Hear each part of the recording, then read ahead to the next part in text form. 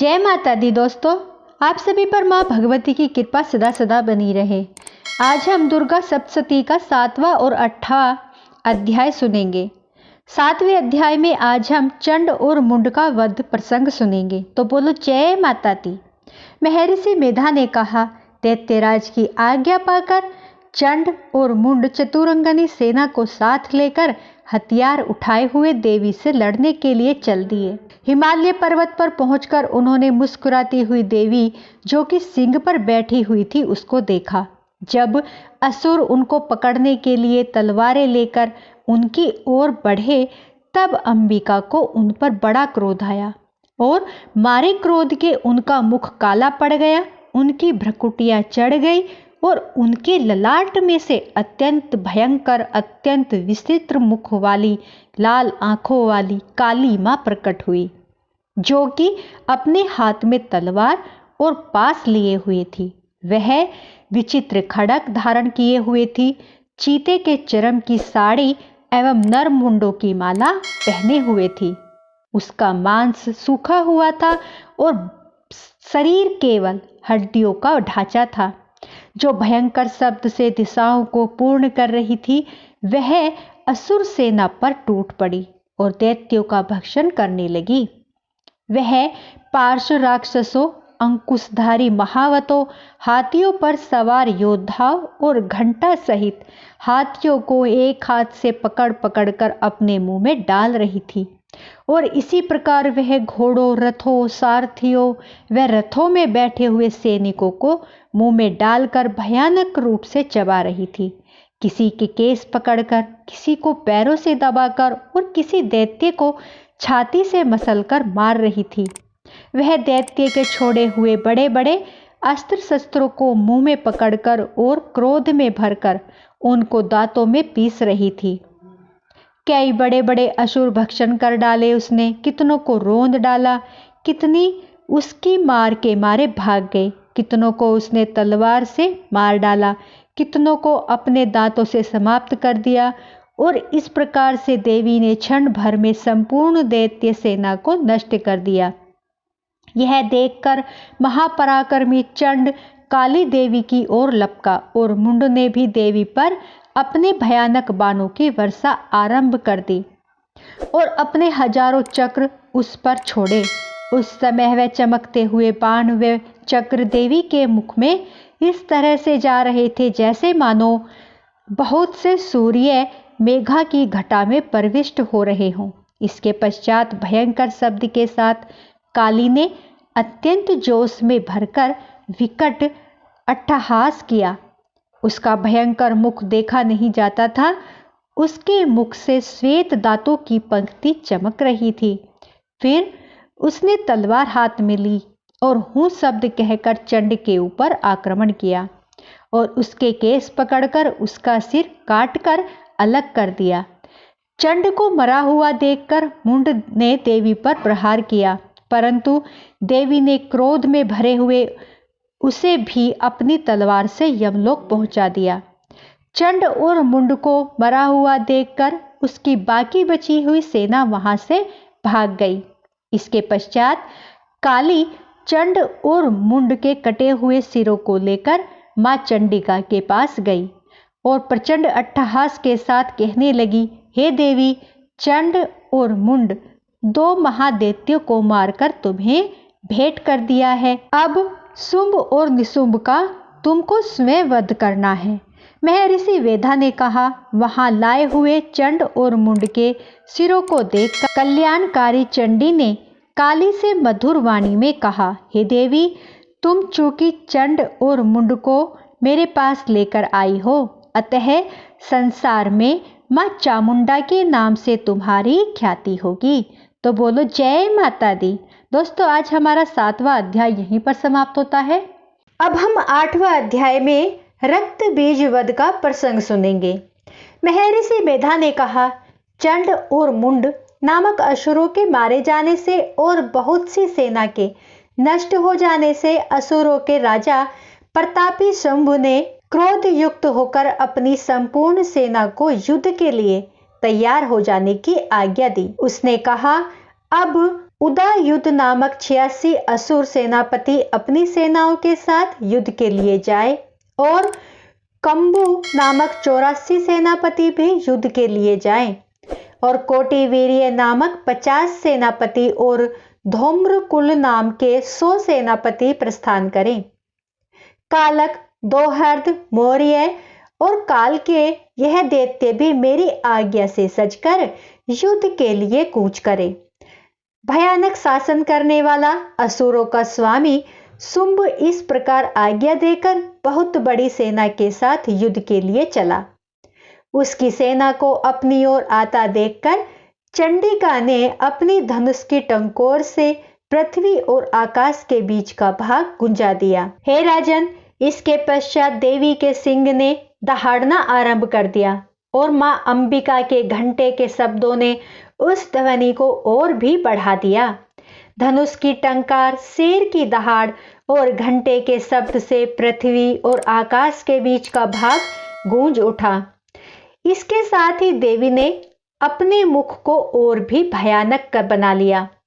ऐसे भयंकर शब्द को सुनकर राक्षसी सेना ने देवी तथा सिंह को चारों ओर से घेर लिया।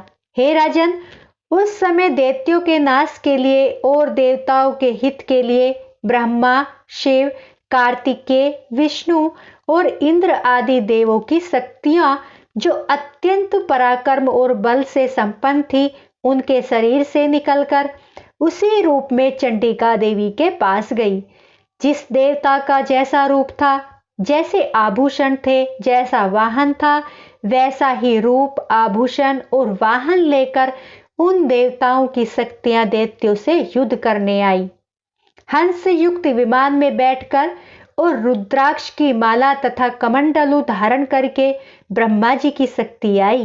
वृषभ पर सवार होकर, हाथ में त्रिशूल लेकर, महानाग का कंकण पहनकर और चंद्र रेखा से विभूषित होकर भगवान शंकर की शक्ति माहेश्वरी आई और मोर पर आरूढ़ होकर हाथ में शक्ति लिए दैत्यों से युद्ध करने के लिए कार्तिकेय जी की शक्ति उन्हीं का रूप धारण करके आई।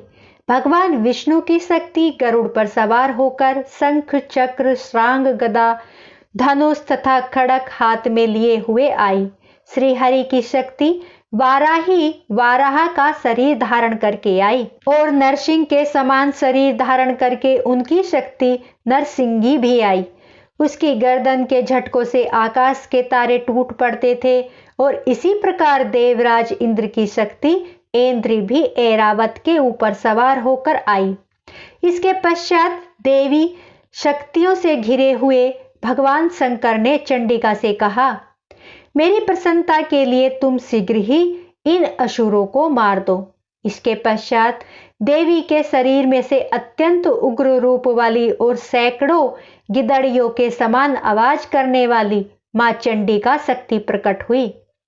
उस अपराजिता देवी ने धूमिल जटा वाले भगवान शंकर से कहा, हे प्रभु, आप मेरी ओर से दूत बनकर शुंभ और निशुंभ के पास जाइए और उन अत्यंत गर्विले दैत्यों से कहिए तथा उनके अतिरिक्त और भी जो दैत्य वहां युद्ध के लिए उपस्थित हैं, उनसे भी कहिए, जो तुम्हें अपने जीवित रहने की इच्छा हो तो त्रिलोकी का राज्य इंद्र को दे दो। देवताओं को उनका यज्ञ भाग मिलना आरंभ हो जाए और तुम पाताल को लौट जाओ। किंतु यदि बल के गर्व से तुम्हारी लड़ने की इच्छा हो तो फिर आ जाओ। तुम्हारे मांस से मेरी योगिनियां तृप्त होंगी। चूंकि देवी ने भगवान शंकर को दूत के कार्य में नियुक्त किया था, इसलिए वह संसार में शिवदूती के नाम से विख्यात हुई। भगवान शंकर से देवी का संदेश पाकर उन दैत्यों के क्रोध का कोई पार न रहा। वह जिस स्थान पर देवी विराजमान थी वहां पहुंचे और जाने के साथ ही उस पर बाण और शक्तियों की वर्षा करने लगे। देवी ने उनके फेंके हुए बाणों, शक्तियों, त्रिशूल और फरसों को अपने बाणों से काट डाला और मां काली देवी ने उस देवी के साथ आगे बढ़कर शत्रुओं को त्रिशूल से मार डाला और खड़क वाग से कुचलने लगी। ब्राह्मणी जिस तरफ दौड़ती थी उसी तरफ अपने कमंडलू का जल छिड़ककर दैत्यों के वीर्य बल को नष्ट कर देती थी।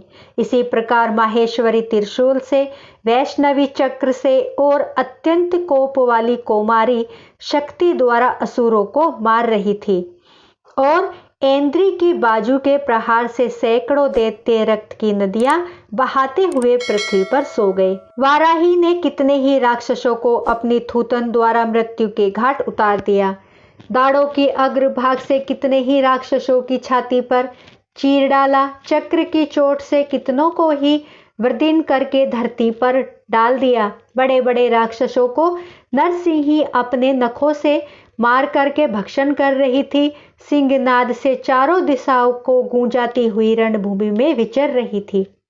शिवदूती के प्रचंड अट्टहास से कितने ही दैत्य भयभीत होकर पृथ्वी पर गिर पड़े और उनके गिरते ही वह उनको भक्षण कर गई। इस तरह क्रोध में भरे हुए मार्तगणों द्वारा नाना प्रकार के उपायों से बड़े बड़े असुरों को मरते हुए देखकर राक्षसी सेना भाग खड़ी हुई और उनको इस प्रकार भागता देखकर रक्त बीज नामक महापराक्रमी राक्षस क्रोध में भरकर युद्ध के लिए आगे बढ़ा।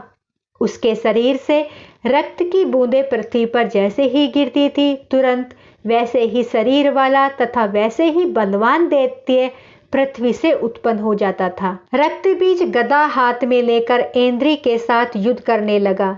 जब ऐन्द्री शक्ति ने अपने वज्र से उसको मारा तो घायल होने के कारण उसके शरीर से बहुत सा रक्त बहने लगा और उसकी प्रत्येक बूंद से उसके समान ही बलवान तथा महापराक्रमी अनेकों दैत्य भयंकर रूप प्रकट हो गए। वह सब के सब दैत्य बीज के समान ही बलवान तेज वाले थे। वह भी भयंकर अस्त्र शस्त्र लेकर देवियों के साथ लड़ने लगे। जब ऐन्द्री के वज्र से प्रहार से उसके मस्तक पर चोट लगी और रक्त बहने लगा तो उसमें से हजारों ही पुरुष उत्पन्न हो गए। वैष्णवी ने चक्र से, ऐन्द्री ने गदा से रक्त बीज को चोट पहुंचाई और वैष्णवी के चक्र से घायल होने पर उसके शरीर से जो रक्त बहा उससे हजारों महाअसुर उत्पन्न हो गए, जिनके द्वारा यह जगत व्याप्त हो गया। इस प्रकार उस रक्त बीज के रुधिर से उत्पन्न हुए असुरों से संपूर्ण जगत व्याप्त हो गया, जिससे देवताओं को भय हुआ। देवताओं को भयभीत देखकर चंडिका ने काली से कहा, हे चामुंडे, अपने मुख का बड़ा आकार करो और मेरे शस्त्र घात से उत्पन्न हुए रक्त बिंदुओं तथा रक्त बिंदुओं से उत्पन्न हुए महाअसुरों को तुम अपने इस मुख से भक्षण करती जाओ। इस प्रकार रक्त बिंदुओं से उत्पन्न हुए महादैत्य को भक्षण करती हुई तुम रणभूमि में विचरो। इस प्रकार रक्त क्षीण होने से यह दैत्य नष्ट हो जाएगा। तुम्हारे भक्षण करने से अन्य दैत्य नहीं होंगे। काली से इस प्रकार कहकर चंडिका देवी ने रक्त बीज पर अपनी त्रिशूल से प्रहार किया और काली देवी ने अपने मुख में उसका रक्त ले लिया। तब उसने गदा से चंडिका पर प्रहार किया। प्रहार से चंडिका तो तनिक भी नष्ट न हुई, किंतु रक्त बीज के शरीर से बहुत सा रक्त बहने लगा, लेकिन उसके गिरने के साथ ही काली ने उसको अपने मुख में ले लिया। काली के मुख में उस रक्त से जो असुर उत्पन्न हुए उनको उसने भक्षण कर लिया और रक्त को पीती गई। तदंतर देवी ने रक्त बीज को, जिसका की खून काली ने पिया था, चंडिका ने उस दैत्य को वज्र, बाण, खड़ग तथा आदि शस्त्रों से मारा। हे राजन, अनेक प्रकार के शस्त्रों से मारा हुआ और खून से वंचित वह महादैत्य रक्त बीज पृथ्वी पर गिर पड़ा। हे राजन, उसके गिरने से देवता अत्यंत प्रसन्न हुए और माताएं उन असुरों का रक्त पीने के पश्चात उद्वत होकर नृत्य करने लगी। तो बोलो जय माता दी। दोस्तों, आज हमारा 8वां अध्याय यहीं पर समाप्त होता है। मेरी वीडियो आपको अच्छी लगी हो तो प्लीज़ दोस्तों लाइक, सब्सक्राइब, शेयर जरूर करें और कमेंट बॉक्स पर जय माता दी जरूर लिखें। तो बोलो जय माता दी।